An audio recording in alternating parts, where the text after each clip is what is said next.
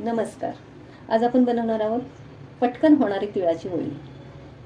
त्यासाठी मी काय करते, संक्रांत आली की 1 किलो शेंगदाणे, 1 किलो पांढरे तीळ असं हे आणून भाजून वाटून ठेवायचे. म्हणजे आपल्याला कधी वाटेल त्यावेळेस आपण करू शकतो.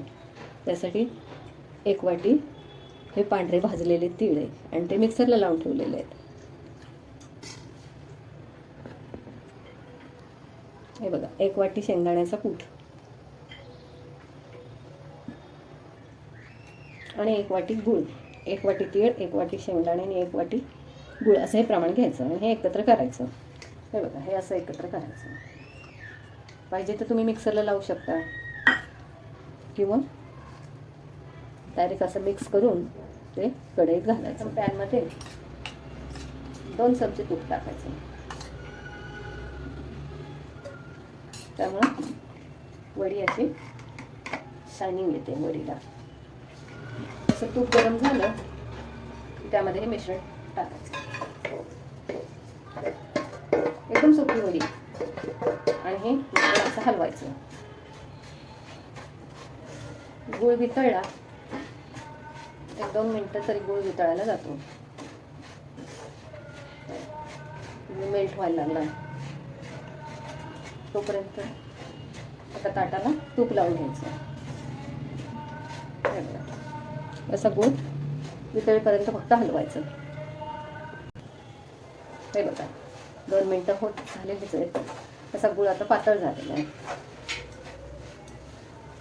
जरा पटपट करायची क्रिया, बारीक गॅस ठेवायचा एकदम. गूळ पातळ झाला की ते चिकी व्हायला सुरुवातच होत असते. याचे तुम्ही वडी करू शकता किंवा लाडू करू शकता. लाडू बी होतात आणि बर्फी होते. गूळ चांगला वितळून घ्यायचा फक्त, बस एवढंच. हे बघा, आता थोडीशी चमचाभर वेलची पावडर टाकायची.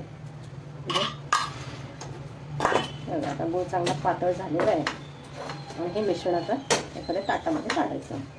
शक्यतो फ्राय पॅनमध्ये घेतलं ना, नॉनस्टिकच्या कढईत, की त्याला काही चिकटत नाही. नंतर ॲल्युमिनियमची वगैरे घेतली ना कधी की त्याला गूळ वगैरे चिकटतं.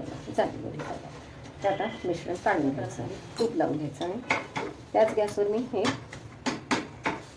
ताट ठेवलेलं आहे. त्यामुळे काय होतं की वडी थापायला सोपी जाते. त्यामुळे तो पाक अजून थंड राहतो. हे बघा, अजून जरा मोठं ताट घेतलं तरी चालेल किंवा तुम्हाला जाड पातळ जेवढी हवी असेल तेवढी करू शकता. हे बघा, झाली. करताना नेहमी प्रमाण, सुरुवातीला करताना नेहमी प्रमाण थोडं घ्यायचं. ते जमलं की मग प्रमाण वाढवून करायचं. कुठलाही पदार्थ 2-3 वेळा केल्याशिवाय परफेक्ट येत नाही. त्यामुळे हे बघा, झालं तयार. त्याची थोडं 1-5 मिनिटानं वड्या काढायच्या. अशा प्रकारे 2 मिनिटं होऊन गेलेत. हे बघा, अशा वड्या काढायच्या. छोट्या मोठ्या तुम्हाला जशा आवडतील तशा पाडू शकता. हे बघा, अशा अजून थंड व्हायला ठेवायच्या. त्या जशा जशा थंड होतील तशा तर कुरकुरीत सॉफ्ट जशा आपल्याला पाहिजे तशा होतात. हे पाक बेक करायची झंझट नाही. एकदा नक्की करून बघा. गुळाच्या हे बघा, अजिबात कुरकुरीत नाही, मग लुसलुशीत खायला. कोणीही खाऊ शकतं. अशा ह्या गुळाच्या वड्या.